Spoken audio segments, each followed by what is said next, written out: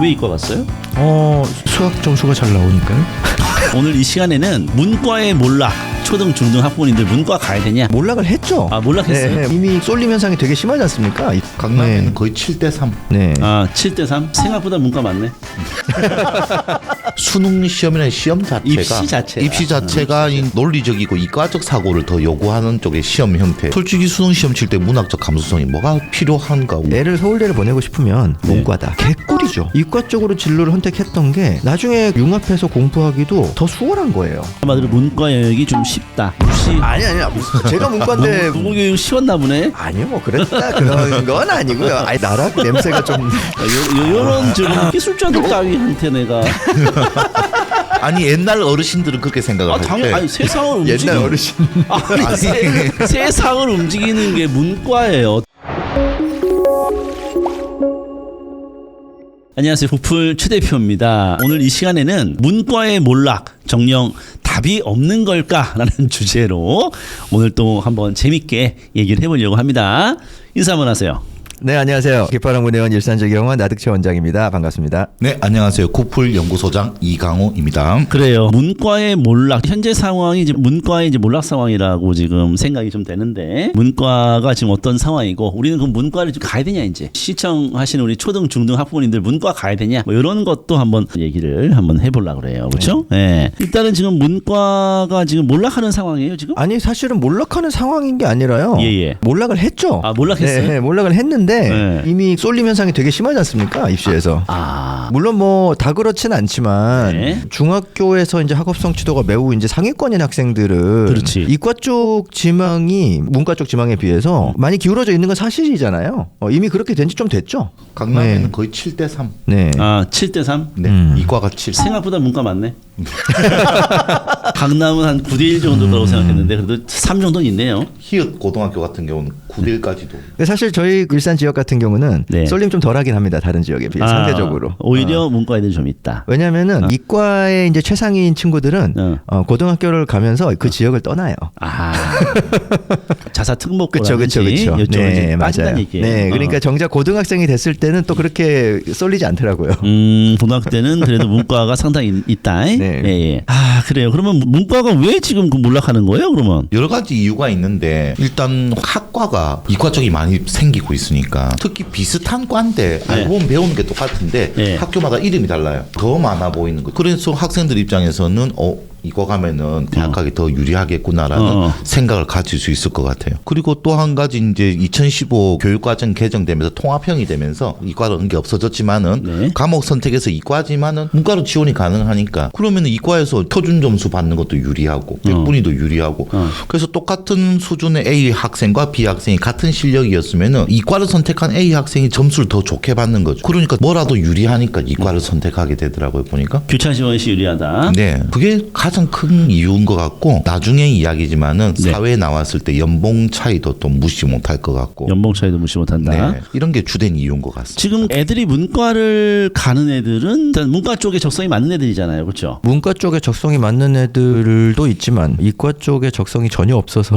아, 이과 쪽에 인 경우가 또 많죠. 그러니까 이과 쪽에 적성이 전혀 없는 경우, 그다음에 문과 쪽에 적성이 이제 맞는 경우, 수학을 못하는 경우. 그렇죠. 수학을 못하는 경우가 하위권으로 봐야 되나요? 뭐 입시에서는 수학의 비중이 큰 건 사실이고 문과가 꼭 수학을 못해서가 아닌 경우도 있긴 있어요. 수학을 못하지만 다른 과목을 잘하는 애들도 있긴 있잖아요. 네. 우리가 또 보다 보면은 그렇죠. 그런 애들을 우리가 뭐 하위권이라고 할 수는 없기는 한데 어쨌든 우리가 소위 이제 좀 학부모님들도 원하시고 학생들도 좀 선망하는 최상위권 대학들의 입시를 보면 문과 쪽이라고 하더라도 수학 성적이 나와야 되잖아요. 근데 이러다 보니까 수학을 못하는 학생들은 하위권일 가능성이 높은 거는 사실이죠. 그렇지. 수학을 사실 뭐 3, 4등급 나오면은 사실 하위권이지 뭐. 그리고 좀 그런 게 있어요. 우리 아이가 학업 역량이 좀 상위권에 들어갈 만한 아이인지를 판단하는 기준이 초등학교를 다닐 때는 제일 기준이 되는 과목이 수학이긴 하거든요. 그렇죠. 우리 나 원장 같은 경우는 맨 처음에 이제 카이스트로 갔었잖아요. 왜 이과 갔어요?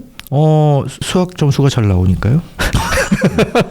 뭐 단순하다. 아 진짜 아무 생각 없었어요. 그러니까 수학 잘 나오니까 그냥 이과 쪽으로. 그냥 담임 선생님이 가라 그랬어요. 고1 때 담임 선생님이 너는 수학 과학 성적이 잘 나오니까 너는 이과다. 이과다. 아 맞아. 방금 우리 이 소장 같은 경우는 수학을 거의 전교 1, 2등을 했었는데 근데 담임쌤이 문과를 가라 그러더라고요. 문과를 가라 그랬어요. 담임 선생님만의 전략이었는데 전략이었는데 지금 상위권 한 5명이 있는데 네. 걔들한테 내가 이기기 힘드니까 걔네들 다 이과를 지원했더라. 너 문과로 가면 네가 문과에서 전교 1, 2등을 할 수 있다. 그 전략으로 가자 해서 이제 문과를 그러니까 우리 이 소장이 전교 한 5, 6등만 왔다 갔다 하고 원전을 네. 했는데 앞에 4등까지는 이제 이과 갈 거니까 너는 문과 쪽으로 가서 전교 1등 찍어가지고 서울대 한번 가보자. 네, 그런 전략이 이런 전략으로 또 뭔가 저 같은 경우는 수학 뭐 전교 1등 뭐 이렇게 했었지만 당연히 저는 이 세상을 움직이는 건 문과다. 너무 당연하게 이과 그 테크니션들 기술자들 아니에요. 기술자들 따위한테 내가 아니 옛날 어르신들은 그렇게 생각을 할 당연 때 아니 세상을 움직이는 옛날 어르신. 아니, 세상을 움직이는 게 문과예요. 대통령, 국회의원 싹 다 문과입니다. 대기업 사장들 다 문과예요. 요즘 이과가 많아진 이유도 그거래요. 옛날에는 기술자 위에 지시 내리는 사람들이 문과였는데 그럼요. 이제는 바뀌어가지고 이과가 이제 문과한테 지시를 내리는 시대가 됐다 그러더라고요. 그게 우리나라는 아직 좀 그런 게 좀 덜한 것 같은데 세계 경제 중심에 미국이 있지 않습니까? 그렇죠. 근데 이제 미국의 소위 말하는 탑 클래스에 들어가는 주요 기업들이 있잖아요. 그렇지. 그 기업에서 최고 경영자의 위치에 있는 사람들이 어떤 사람인지를 이제 보니까 미국의 언론 기관에서 분석을 한 건데 그렇지. 이제 한 세대 정도 전에 20세기 말 정도를 기준으로 보면은 탑 기업의 최고 경영자들의 70-80%가 문과 계열 출신들이었대요. 경영학을 전공했다든지 뭐 정치학을 전공했다든지 뭐 이런 분들이 많았던 거죠. 그런데 지금은 오히려 그게 역전이 돼서 소위 말하는 빅테크 기업이나 이런 데는 공학을 전공하신 분들이 되게 많아요. 맞아요. 이제 네. 실제로 이제 톱 경영인들 중에도 우리가 잘 아는 무슨 뭐 일론 머스크나 빌 게이츠나 이런 분들도 다 엔지니어잖아요. 이런 것들도 그런 트렌드에 영향을 주고 있는 게 아닌가. 왜냐하면 실제로 지금 이과의 상위권 학생들이 많이 가는 현상이 우리나라에만 있는 특이한 현상이 아니거든요. 오히려 미국이 먼저 그렇게 됐고 그 소위 말하는 스템인가 그게 있잖아요, 그죠? 그렇죠, 스템. 그래서 예. 미국에서도 공부를 아주 잘하는 학생들은 그런 계통으로 가는 학생들이 많다는 인식이 이미 많이 있거든요. 예. 이과로 가는 거는 이거는 지금 세계적인 추세네. 어떻게 네. 보면 그렇죠. 이거는 뭐 거스를 수가 없는 거네. 그렇죠. 제가 STM 한번 조사를 해봤거든요. 네네. 이게 오늘 말이 나올 것 같아서 예. 산업 중심이 되다 보니까 전 세계가 이 과목 중심으로 갈 수밖에 없다고 그러더라고요. 그리고 STM이 꼭 이과만 중시하는 것이 아니고 그 융합을 또 중시하더라고요. 과목 간에 이과 쪽 애들이 이과 쪽도 잘하고 문과 쪽도 잘하는 그런 시대가 됐더라고요. 융합으로. 네. 우리 입시도 이제 2028부터 좀 융합됐잖아요. 그런 것처럼 융합으로 나아가는 거는 이제 세계적인 추세고 또 지금 세계의 리더들이 다 이과 출신들이 이제 많다 보니까 네. 자연스럽게 이제 문과가 이제 축소되고 있는 것 같다 이런 얘기네요, 그렇죠? 네.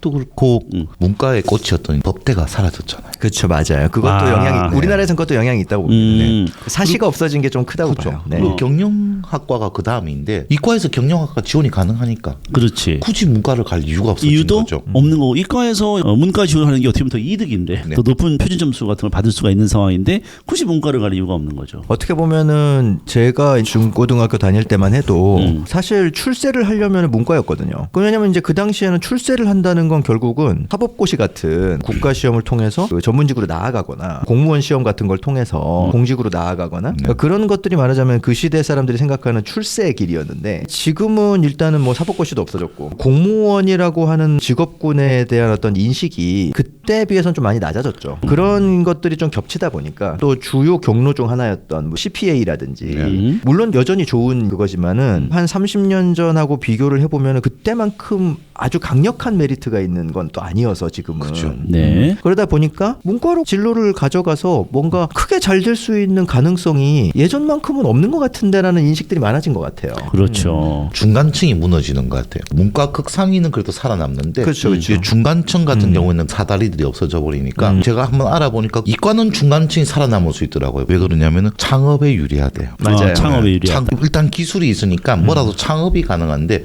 문과 중간층은 그게 없어요. 그런 것 때문에 또 이과를 많이 지원하는 것 같더라고요. 보니까. 그리고 또 입시도 중등교육과정도 바뀌듯이 문이과의 융복합으로 가잖아요. 네. 이름 자체가. 네. 뭐 그것도 뭐 세계적인 흐름이라고 보거든요. 융복합으로 가면서 그런 흐름도 좀 있는 것 같아요. 나중에 대학을 가서 학생들이 복수 전공이나 이런 걸 하면서 요즘은 그런 학생들도 많거든요. 문이과 쪽으로 걸쳐서 하는 학생들도 꽤 많아요. 예전에는 그런 학생들이 별로 없었는데 요즘은 꽤 많아졌거든요. 예를 들어서 자기 주전공은 생명과학인데 부전공 전공으로 경제학을 한다든지 뭐 이런 식으로 문이과 융복합을 선택하는 학생들도 꽤 많아지고 있거든요. 그리고 또 그런 친구들을 선호하는 영역들이 꽤 있어요. 근데 이제 문제는 이 친구들이 이런 걸 해보면 중고등학교 때 문과 쪽으로 진로를 선택했던 것보다 이과 쪽으로 진로를 선택했던 게 나중에 융합해서 공부하기도 더 수월한 거예요. 근데 그럴 수밖에 없어요. 왜냐하면은 제 친구 중에도 이제 그런 친구가 있었는데 그 친구를 이제 아주 전형적인 문과인으로서 국어 교육학을 전공한 거죠. 저처럼. 근데 나중에 대학을 다니면서 이제 복수 전공을 통해서 경영학 중에서도 좀 이제 기술 경영학 쪽으로 해본 거죠. 근데 이제 그걸 하다 보니까 이 친구가 수학이나 산업공학이나 이런 걸 이제 배우게 되니까 굉장히 벽에 부딪히는 거예요. 왜냐하면은 고등학교 때 이과 수학을 하나도 안 했잖아요. 과학 공부도 거의 안 했단 말입니다. 그랬던 친구가 이런 영역을 이제 대학 와서 하려고 하니까 그치. 기초가 너무 없는 거예요. 힘든 거지. 네. 근데 이과였던 학생이 나중에 문과 영역을 복수 전공을 할 때는 그 난이도가 훨씬 덜하거든요, 실제로. 한마디로 문과 영역이 좀 쉽다. 아니요, 살짝 위로. 쉽다기보다는 잠깐만요. 이제 쉽다기보다는 지금 굉장히 중요한 얘기를 지금 했습니다. 지금 문과가 쉽다는 거야 지금. 이게 이제 필요한 기초 영역에 접근성이 많이 쉽다. 접근성 차이는 있는 게 많거든요. 이런 얘기를 좀 했단 말이에요. 맞아요. 지금. 근데 실제 산 증인이잖아요. 이과 하다가 이과는 국어 교육으로 국어 해봤잖아요. 했잖아. 국어 교육 쉬웠나 보네. 아니요, 뭐 그랬다 그런 건 아니고요. 당연히 학문이하다 어려운데 어느 걸 먼저 하냐 따라서 난도의 차이가 없진 않다. 그러니까 이제 이과에서 우리가 수학과학에 대한 기초가 어느 정도 좀 탄탄하게 돼 있지 않으면 이과 과목들은 접근하기가 만만치 않다. 실제로 입시에서도 입시 전문가분들이 다 똑같이 하는 얘기지만 이제 대학 다니다 반수하는 친구들이 예. 저도 비슷한 걸 한 사람이지만 네. 근데 근데 이과로 대학을 다니다가 문과로 반수를 하는 게 훨씬 쉽단 말이에요, 실제로. 그거는 이미 증명된 맞죠. 사실이거든요. 네, 맞아요. 그러니까 문과로 대학을 다니다가 반수를 해서 이과로 대학을 가는 건 훨씬 더 많은 노력이 필요하거든요. 그건 어쩔 수가 없거든요. 일단 수학 공부가 안 돼 있기 때문에 먼저 고등학교 극복해야 될 공부- 양이 극복해야 될 게 훨씬 많아지는 거죠. 지금 문과 좀 약간 무시. 아니 제가 문과인데 무슨 말씀이십니까? 문과가 사실 아하. 그 우리 학문적 깊이 이런 걸 진짜 따지면 사실 이과보다 더 많은 어떻게 보면 학습을 해야 될 수도 있는데. 물론 그렇죠. 그거는 나덕재 원장의 잘못이 아니고 제가 볼 때는 수능 시험이나 시험 자체가 입시 자체가. 이 논리적이고 이과적 사고를 더 요구하는 쪽의 시험 형태라서 그렇죠. 솔직히 수능 시험 칠 때 문학적 감수성이 뭐가 필요한가 뭐 없잖아요. 솔직히. 그렇죠. 특별한 게 없죠. 어떻게 보면 이과가 수학이나 과학이 또 암기할 내용이 더 많은 것도 있고. 맞아요. 그리고 지금 이제 교차 반수의 난이도 차이가 예전보다 더 벌어진 게 이제는 상위권이 이과가 더 두터워져 버리다 보니까 네, 경쟁자들의 수준이 높아져서 더 힘든 것도 있어요. 맞아요. 그 문과가 우리가 대학 교육까지 가서 과목에 대한 학습을 제대로 석사 박사까지 밟게 되면은 그 깊이에 대해서 이런 얘기를 이제 할 수 있겠지만은 어쨌든 이제 입시에서는 확실히 이과가 유리하죠. 어렵다. 문과가 쉽다. 그렇기 때문에 굳이 문과를 갈 이유가 있겠느냐? 이제 나락 냄새가 좀 요런 좀 결론 정도로 살짝 생각이 되는데요. 댓글이 무섭습니다. 그러면은 문과를 문제가 왜 이렇게 됐냐면은 일단 수학을 좀 못하거나 공부를 못하는 친구들은 어차피 이과가 공부하기 어렵다 보니까 접근성 자체가 떨어지는 거예요. 수과학에 대한 부담감이 있잖아요. 그러니까 이제 공부를 못하는 또 대부분의 아이들은 문과 쪽으로 그냥 쏠려져 자연스럽게. 그러면서 우리가 대학을 필요 이상으로 많이 가는 나라입니다. 그러니까 외국 같은 데 보면 오히려 일부가 대학을 가는데 우리 일단 전 국민이 다 뛰어들잖아요. 그래서 웬만하면 갈 수 있으면 다 채우려고 하잖아요. 거의 어떻게 보면 입시하는 친구들의 거의 3분의 1이 대학 가는 것 같은데. 네, 지금 최근 통계 기준으로는 이제 69점 몇 %인가 그렇습니다. 70%네? 네. 그러니까 4년제 진학률이 그렇습니다. 그러면 이게 말이 안 되는 구조잖아요. 뭐 지금. 최근에 약간 줄고 있다고는 해요. 그렇죠. 최근 1, 2년 사이에. 근데 그 중에서도 못하는 친구들은 문과로 쏠리면서 문과 학과들에 들어가면서 문과의 몰락이 시작됐다. 이렇게 이제 생각할 수도 있는 것 같아요. 사실 갈 친구들만 가고 뭐 이러면 되는 건데 필요 이상의 어떤 공급이 있지 않았는가. 네. 이런 느낌도 좀 드는데 그래도 문과를 가고 싶어하는 애들 있잖아요. 그럼요, 당연하죠. 그 애들은 문과 가야 되잖아요. 이거는 약간 다른 방향성이긴 한데 말이죠. 네. 타고난 적성이 문과인 친구들이 있습니다, 당연히. 많죠. 그럼요. 자기의 장래 희망이 역사학자일 수도 있고 소설가일 수도 있고 확고한 그런 방향성을 가진 친구들이 당연히 있습니다. 심지어 그런 친구들 중에도 국영수 공부를 골고루 다 잘하는 애들이 있단 말이에요. 그런 친구들은 지금 입시가요. 개꿀이죠. 왜냐면은 최상위권의 경쟁자가 이과에 비해서 얇으니까요. 이과로 의대로 쫙 빠지고 서울대, 연고대, 공대 쪽으로 싹 빠져버리고 특히 인문 계열은요. 제가 볼 때는 단군 이래 서울대를 가기 가장 쉬운 때입니다. 서울대, 연고대 기본으로 갈 수 있는 상황이네.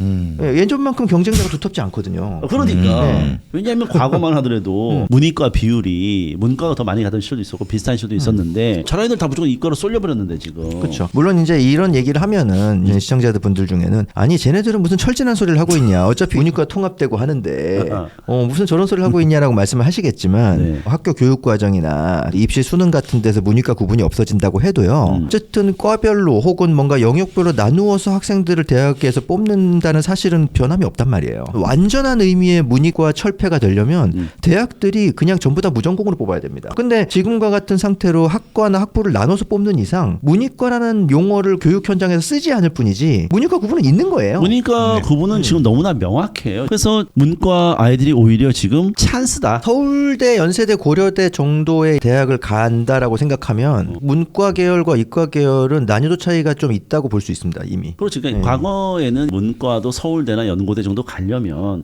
거의 탑 클래스에 이제 들어야 되는데 지금도 물론 탑 클래스지만 근데 또 그 탑 클래스 중에서도 지금 줄을 세운 다음에 일단 의대 빠지고 뭐 공대 빠지고 남은 애들 중에서 이제 가는 거기 때문에 과거보다 훨씬 쉬워지게 사실이에요. 네. 어쨌든 입시는 상대평가니까. 그렇죠. 결국 경쟁자가 적어야 되거든요. 네. 물론 이제 웃자고 하는 얘기지만 제가 이제 친구들하고 이런 얘기를 하면은 네. 제 친구들은 벌써 아이들이 학교를 다니는 나이들이니까 그런 얘기 하거든요. 애를 서울대를 보내고 싶으면 네. 문과다.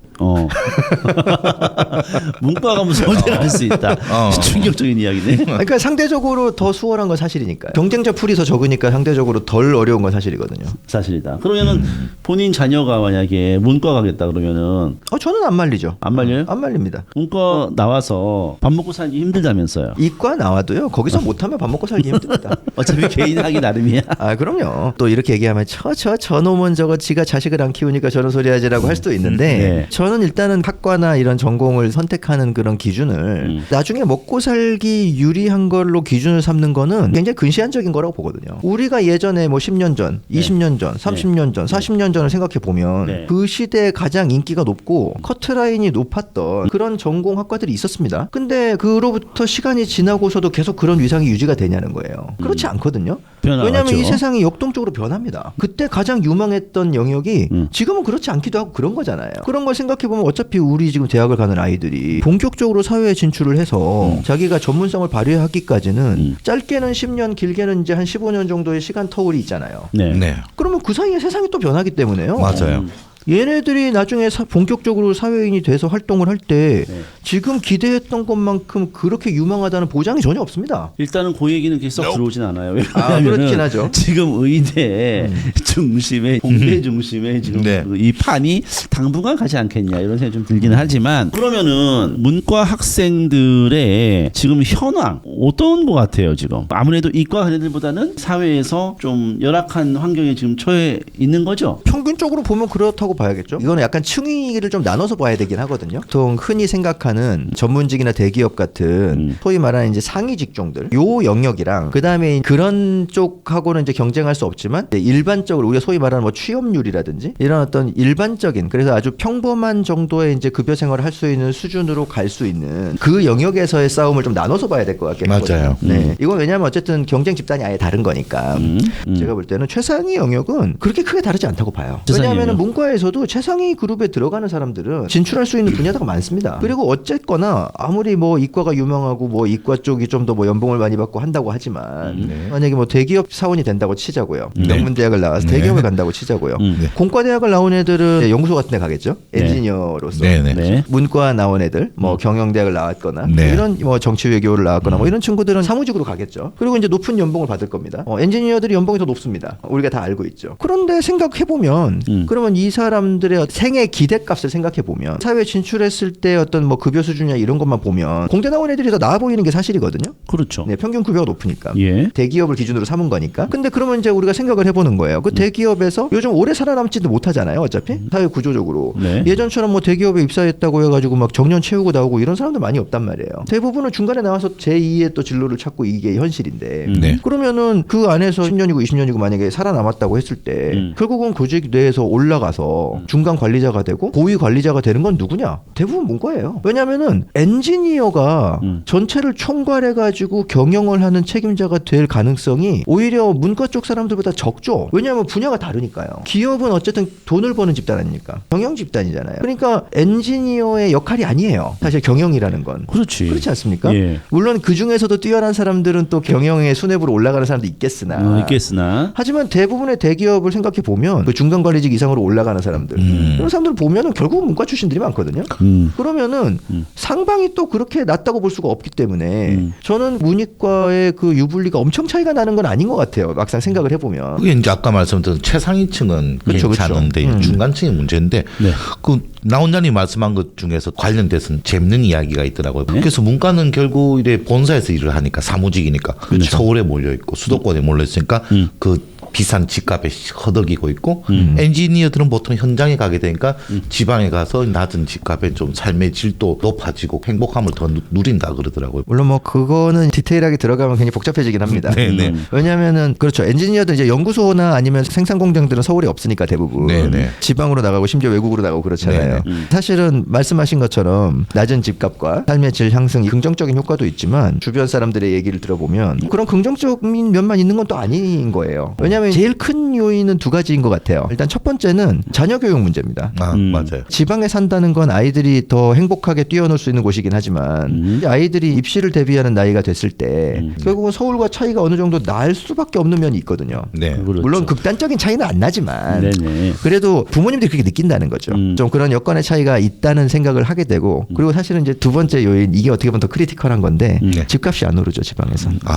이건 좀 크리티컬한 문제입니다. 살 실제로 때는 편한데 그렇죠. 팔 때는 불리하네. 그렇죠. 그렇죠. 그렇게 가면 이제 이거는 교육과는 좀 다른 문제가 되긴 합니다만은 네. 결국은 그런 것도 삶에서 되게 중요한 부분이잖아요. 네. 무시할 수는 없잖아요. 너무 이런 얘기하면 속물처럼 보일지 모르겠지만 예를 들면 똑같이 어떤 사람이 현대자동차 그룹을 들어갔는데 이 사람이 서울에 있는 뭐 양재동 본사를 가가지고 거기서 살면은 처음에 젊은 직장인이었을 때 소통은 이제 집을 못 삽니다. 당연히 못 사죠. 양재동에 집을 사겠습니까? 그렇죠. 당연히 못 사는 거죠. 네. 그러면 이제 이 친구들이 보통 이제 어떻게 하느냐면 뭐 성남이나 구리나 이런 데서 전세를 얻어서 시작을 하거든요. 근데 그런 데는 전세도 비싸요. 맞아요.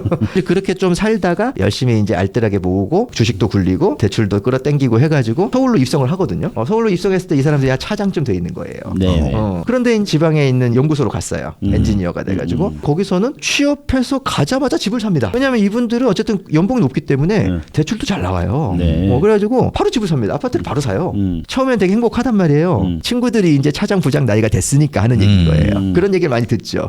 재밌는 건 이거예요. 서울 본사에서 일하던 이 문과 친구들은 고생하고 허리띠 졸라매고 살아가지고 간신히 서울에 입성을 해서 집을 하나 샀단 말이에요. 그 좋은 집도 아니야. 평수도 20평도 안 되는 막 썩다리 아파트예요. 40년 된 아파트야. 그리고 저기 엔지니어하는 친구는요 신축으로 그러니까 34평짜리 신축을 사요. 네. 가격도 싸. 근데 문제는 그렇게 해서 이 친구들이 또 회사를 한 10년 다니잖아. 서울에 사는 친구가 샀던 그 서울에 있는 썩다리 아파트는 가격이 2.5배로 올라 있는데 그렇죠. 엔지니어가 샀던 그 집은 샀을 때랑 가격이 똑같죠. 그렇지. 근데 이게 생각보다 크잖아요. 네네. 문제는 저희가 학생 때는 네. 이런 건 아무도 신경 쓰지 않았죠. 그렇지 않나요? 이런 걸 고려하지 않았지. 저는 이것도 되게 시대 변화라고 보거든요. 네. 저희가 학생 때는 10대, 20대 학생들이 나중에 내가 20년 뒤, 30년 뒤에 내 집값이 어떻게 되고 내 자녀 교육을 어떻게 하고 이런 생각을 누가 했습니까? 안 했죠. 아무도 안 하죠. 네. 근데 요즘 10대, 20대들은요. 그 생각을 합니다. 합니다. 그게 또 되게 큰 차이라고 저는 봐요. 요즘 또 그 MZ들은 그런 걸 다 고려하는군. 생각보다 길게 봅니다. 근데 여러 가지 요인이 있겠지만 부모님들 간의 소통이 많아진 것도 있고요. 이제 뭐 유튜브라든지 이런 어른들의 삶에 대한 정보를 얻을 수 있는 경로가 많아져서 그런 것. 요즘 10대들 중에는요. 무슨 유튜브에서 막 재테크 방송 막 이런 거 막 구독하고 이런 애들도 있단 말이에요. 휴뭐 하는 그분. 그렇죠. 제일 유명하신 분. 그렇죠. 많이 봐요. 요즘 10대들한테 장래 희망 물어보면은 돈 많이 버는 직업이래요. 그러니까. 네. 그러니까 애들이 굉장히 어떻게 보면 합리적인 거죠, 사실은. 그렇죠. 그게 나쁜 건 아니죠. 자본주의 사회에서. 나쁘지는 않다고 생각합니다. 그러면은 결론은 뭐 문과를 가야 된다는 얘기예요, 뭐예요? 문과 가서 서울에 깔려 있는 아니죠. 아니죠. 그래서 요즘 이제 젊은 엔지니어들 무슨 행동들을 하냐면은 네. 거기서는 월세를 살고 서울에 집을 삽니다. 서울에 집을 사서 전세를 줍니다. 아 방법은 있네. 네. 근데 이거 가야 되네요. 그게 서울 집값을 더 부추기고 있는 거죠. 그렇구나. 근데 우리 저번에 이제 방송한 거 연관해서 네. 앞으로 AI 시대가 될 거니까 AI 시대에 진짜 이제 문과가 유리하냐 이과가 유리하냐 이것도 고려를 해봐야 될 것 같아요. 우리 방송이 그래도 10,000명은 넘게 보니까 네. 좀 방향성을 제시해 줘야 될 것 그러니까 같아요. 우리가 시대 이제 흐름은 이과지만은 우리는 이래 생각한다. 뭐 좀 제시는 해줘야 되지 않나. 시대 흐름 속에서 그 네. 한마디로 문이과 중에 어디를 선택해야 되냐? 결론은 이렇게 날 것 같아요. 문과를 가도 좋고 이과를 가도 좋다. 근데 그 과정을 한번은 짚어봐야 되지 않나 싶어요. 그러니까 지금 우리가 이제 시대 변화가 많이 일어나고 아까 얘기했지만 미국의 뭐 빅테크 기업이라든지 이런 분위기 자체가 이과 출신이 성장하는 그런 시대잖아요. 네네. 그 속에서 이 문과가 앞으로도 어떻게 유망한 거냐 이런 얘기를 한번 해봐야 되네. 의미가 있는 거냐. 제가 아까도 뭐 자녀가 그러면 문과 가면은 가라고 할 거냐 이런 얘기 이제 물어봤던 거 사실 그런 차원하고 좀 비슷한 얘기예요. 네. 그러면은 어떨 것 같아요, 일정합니다. AI가 발전을 해도 절대 못 건드리는 영역이 또 문과가 차지하고 있는 부분이 있을 것 같거든요. 뭐 역사학과나 뭐 고고학과나. 그리고 또 외국어 관련 학과가 AI가 번역을 해주기 때문에 네. 더 안 좋다, 없어질 거다라고 생각을 하는데 저는 아니라고 보거든요. 조금 더 학생들이 AI를 통해서 더 깊이 공부를 할 수 있으니까 이 학생들 외국어를 배운 이유는 외국어로 진출하기 위해서잖아요. 더 잘할 것 같아요, 제 생각에는. 예전에는 스페인어과 학생이 있다. 그러면 이거를 공부하기 상당히 힘들었을 건데 네. 요즘은 AI가 도와주니까 더 잘 될 것 같고 그러면 뭐 남미로도 취직하고 스페인으로도 가고 더 잘 될 것 같아요. 기업 대 기업에서 AI로 소통할 수는 없잖아요. 사람과 사람이 만나야지. 그런 외국어 관련 학과도 많이 살아남을 것 같고. 그러면은 AI 시대에도 문과의 역할이 중요할 것이다. 그리고 콘텐츠 제작해가지고 전 세계로 뻗어가야 되니까 글로벌적으로 뻗어가야 되니까 그 부분에서는 문과가 아주 중요한 역할을 할 것 같아요. 지금 뭐 전 세계 대한민국을 알리고 있는 게 음악 예술, 뭐 문학 이런 쪽이니까 문과들의 활약이 엄청나죠. 저는 사실은 뭐 이거는 이제 너무 거시적인 얘기일 수는 있는데 목적성이 강한 학과군을 제외하고는 네. 저는 점점 무전공화 될 것 같아요. 대학들이 아예 모집 단위 자체가 좀 융합되는 추세로 가지 않을까 싶은 생각이 들어요. 이 상태로 계속 가는 게 전공별 유불리나 이런 것들을 더 부추기는 경향도 있고 대학도 좀 살아남아야 되는 면도 있어요. 그러니까 네. 대학들도 어쨌든 생존을 위해서 이제 싸워야 되는 시기가 이미 왔잖아요. 지금 이제 상위권 대학들은 아직 그 체감을 덜 하고 있지만 벌써 인서울에서 경계 라인에 있는 대학들은 이미 되게 위기감을 많이 느끼고 있거든요. 맞아요. 왜냐하면은 두 가지 측면 때문인데 첫 번째는 다들 아시다시피 학령 인구가 줄죠. 네. 이미 줄고 있고 큰 폭으로 주는 시기가 이제 조만간 오죠. 일단 그 부분이 있고 두 번째는 아까 잠깐 나왔던 얘기인데 놀랍게도 대학 지망률이 최근 들어서 서서히 낮아지고 있습니다. 무슨 말이냐면 한 5년 10년 전까지만 해도 일단 대한민국에서 뭐라도 하려면 그래도 4년제 대학은 나와야 된다. 그렇죠. 이게 아주 공고했었는데 최근에 그게 좀 흔들리고 있어요. 특히 남학생들의 경우에 최근 몇 년 사이에 남학생들의 대학 지망률이 낮아지고 있거든요. 그러니까 무슨 말이냐면은 경험이 좀 쌓인 거예요. 그러니까 우리가 소위 말하는 하위권 대학들의 네. 경우에 졸업했는데 그 대학 졸업상을 써먹을 데가 없는 거예요. 네. 그러니까 선배들의 모습을 본 거죠. 4년제 대학을 나왔지만 딱히 뭐 취업이나 자기의 비즈니스에 써먹지를 못하는 거를 이제 목격을 한 거죠. 경험이 쌓인 거예요. 네. 그렇다면 비싼 사립대 등록금을 내고 저 졸업장을 획득하는 게 무슨 의미가 있나라는 생각이 이제 좀 퍼지기 시작하는 거예요. 효용이 떨어지는 거죠. 써먹을 만한 졸업장을 따야지. 그렇죠. 네, 그런 인식이 좀 퍼지면서 예전 같았으면은 그래, 네가 공부는 좀 못했지만 등급은 좀 처참하지만 그래도 뭐 어디가 됐든 그래도 대학은 나와야 되지 않겠니? 이랬던 부모님들이 최근 들어서 야 아무도 모르는 그런 대학 나와서 뭐 하겠니? 그냥 그러지 말고 자격증이라도 따서 빨리 어디 중소기업에 취직이라도 하자. 그러니까. 취직이라도 하고 빨리 청약 넣고 부모님들도 생각이 좀 바뀌는 거예요. 그렇죠. 최근에는. 네. 그리고 이게 수도권에 사시는 분들은 체감을 덜 합니다. 지금 오히려 지방 학부모님들이 더 그래요. 지금. 다음 주제는 정해졌네요. 지방대학의 몰락. 이거 어떻게 그 AI 시대에 어떻게 헤쳐나가야 되나. 지방대학의 몰락은 뭐 저기 한번 하도록 하고. 이게 사실 몇 년 전까지만 해도 인서울 대학들은 그렇게 위기감이 없었거든요. 근데 최근에는 인서울 대학들도 낮은 대학들은 네. 위기감들 많이 느끼고 있어요. 생존 문제가 눈앞에 왔거든요. 이번에 동덕여대도 뭐 그런 맥락 아닌가요? 그건 너무 사회적으로 민감한 주제 아닌가요? 네. 편지 부탁드립니다. 그러니까 이제 대학들도 그렇다 보니까 취업이 잘 되는 그런 과 중심으로 운영을 할 수밖에 없게 되고 점점 그러다 보니까 또 이과 쪽이 취업이 잘 되는 편이니까 수요가 많아지니까 네. 이과 쪽 과들이 늘어나고 있고 그러면서 문과 쪽 과들은 줄이고 있는 거란 말이에요. 맞아요. 인원도 줄이고 있고 통폐합도 시키고 있고 하고 있단 말이에요. 그런 통폐합에 대해서는 어떻게 생각해요?